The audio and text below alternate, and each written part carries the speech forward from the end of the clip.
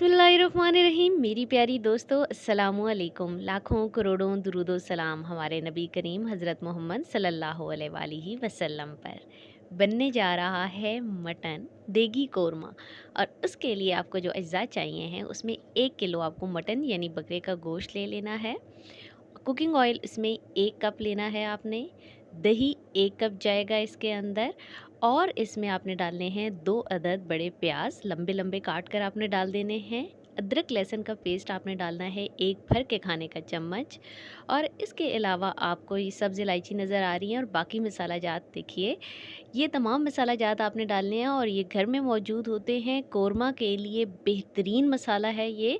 इन तमाम को आपने डालना है ताकि आपका देगी कोरमा बन सके। 1 चाय का चम्मच नमक, 1 चाय का चम्मच सुर्ख मिर्च, 1 चाय का चम्मच धनिया, आधा चाय का चम्मच हल्दी, 1 चाय का चम्मच ज़ीरा, काली मिर्च 8 से 10 अदद, लौंग 3 से 4 अदद डालने हैं, दालचीनी की स्टिक्स डालनी है। इसके अलावा कलौंजी के डालने हैं थोड़े से बीज, काली मोटी इलायची डालनी है और करी पत्ता डालना है। और इसके अलावा आपने जायफल जावित्री का पाउडर डालना है। इन तमाम अज्जा को सब्ज़ इलायची के अलावा बाकी तमाम अज्जा को आपने दरदरा सा पीस लेना है, चाहे सिलबट्टे में पीसें चाहे ग्राइंडर में, लेकिन मोटा मोटा सा। ये आपका बेस्ट मसाला है और इसकी खुशबू अभी से आना स्टार्ट हो गई है। दूसरी तरफ कुकर चढ़ा लिया है और कुकर के अंदर आपने डाल देना है 1 कप ऑयल। ऑयल को थोड़ा सा गर्म करेंगे और जब हल्का सा ऑयल गर्म हो जाएगा तो उसके अंदर अदरक लहसुन का पेस्ट डाल देंगे। और अदरक लहसुन का पेस्ट जा रहा है इसके अंदर। अदरक लहसुन का पेस्ट डालने के बाद उसे सिर्फ 1 मिनट के लिए आपने हिलाना है ताकि वो अपनी खुशबू छोड़ दे।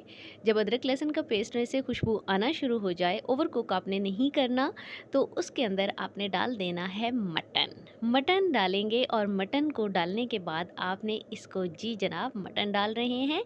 और मटन डालने के बाद आपने इसे अच्छी तरीके से भून लेना है।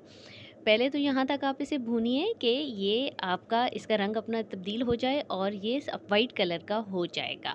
जब वाइट कलर का हो जाएगा जनाब, तो आपको दिखाते हैं कि आगे आपने इसके साथ क्या करना है। लेकिन इससे पहले चैनल पर नए हैं जनाब तो चैनल को सब्सक्राइब कर दीजिए, वीडियो को लाइक कर दीजिए। तमाम मेहनतें, तमाम काविशें सिर्फ आपके लिए होती हैं। तो जनाब ये देखें, इसने अपना रंग तब्दील कर लिया है। यहाँ पर आपको मैं बताऊँ कि मटन की जितनी अच्छी हम बुनाई करते हैं उतना ही अच्छा उसका जायका आता है जब ये अपना रंग तब्दील कर ले। तो जो मसाला आपने कूटा था वो तमाम का तमाम इसके अंदर आपने शामिल कर लेना है।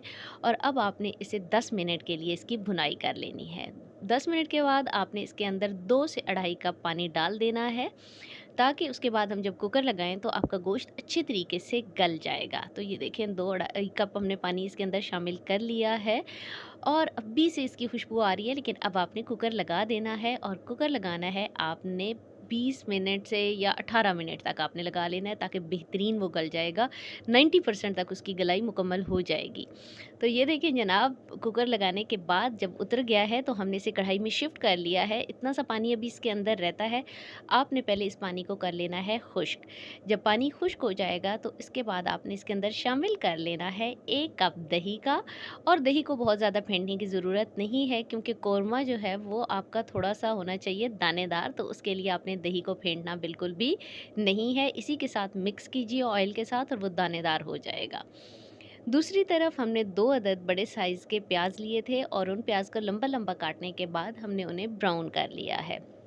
प्याज को आपने गोल्डन कलर तक का ब्राउन करना है, बहुत काला आपने नहीं करना। और उसके बाद इनका हाथों की मदद से इस तरह से चूरा आपने बना लेना है। और ये प्याज जब आपके जाएंगे, 2 अदद पहले जा चुके हैं, 2 अब जाएंगे। जब ये जाएंगे उसके अंदर तो आपके कौरमे की खुशबू और जायका बढ़ा देंगे। लेकिन अगर आपने ओवर इनको फ्राई किया होगा तो आपके कौरमे का रंग काला हो सकता है। तो अब दही के साथ ही ये शामिल कर दीजिए ताकि दही भी खुश्क हो और जो 10% गलाई रहती है वो भी हो जाएगी और ये प्याज का जायका भी इसके अंदर अच्छे तरीके से शामिल हो जाएगा। तो जनाब प्याज डाल दिए हैं और अब आपने इसको अच्छे तरीके से हिला लेना है। हम इसको अब तब तक कुकिंग करेंगे जब तक कि दही का पानी खुश्क नहीं हो जाएगा। तो इसको आपने मीडियम फ्लेम के ऊपर, बहुत तेज़ आंच नहीं होनी चाहिए और बहुत आहिस्ता आंच भी नहीं होनी चाहिए। ये तमाम कुकिंग आपकी मीडियम, लो टू मीडियम पे शुरू में और बाद में मीडियम के ऊपर होती रहेगी। पकता जा रहा है और आपका कौरमा बिल्कुल ज़बरदस्त बनता जा रहा है जनाब। और खुशबू आना शुरू हो गई है, क्या ज़बरदस्त खुशबू है। जब ये यहाँ तक आप इसको कुक कर लेंगे तो उसके बाद आपने क्या करना है कि इसको थोड़ी देर के लिए आपने ढक भी देना है। 5 मिनट के लिए इसे ढक दें और ढक कर इसे पकाएं। और 5 मिनट के बाद ये देखें जनाब, माशाल्लाह सुभान अल्लाह, ऐसे लग रहा है किसी देग का कोरमा की खुशबू आ रही है। ऐसे लग रहा है हम किसी शादी पे, किसी दावत पे आ रहे हैं। तो ये दावतों वाला ही है जनाब। तो घर में बनाइए, घर के मिसालों से तैयार कीजिए। आर्टिफिशियल मसाले डालने की कोई ज़रूरत नहीं है, डब्बे के मसाले डालने की कोई ज़रूरत नहीं है, क्योंकि उसमें भी यही तमाम चीज़ें होती हैं। अगर एक ख़ास तनासुब से स्टेप बाय स्टेप आप देखेंगे तो आप बहुत ज़्यादा इंजॉय करेंगे। ये देखें, ज़बरदस्त किस्म का कोरमा तैयार है माशाल्लाह। अब हम इसे डोंगे में निकालते हैं और आपको दिखाते हैं कि किस तरीके से हमारा कोरमा तैयार है। और इसका कलर आप देखें, ये वो प्याज की वजह से है कि आपने प्याज को बहुत ज़्यादा काला नहीं किया था। इसीलिए कहते हैं कि स्टेप बाय स्टेप देखा करें वीडियो।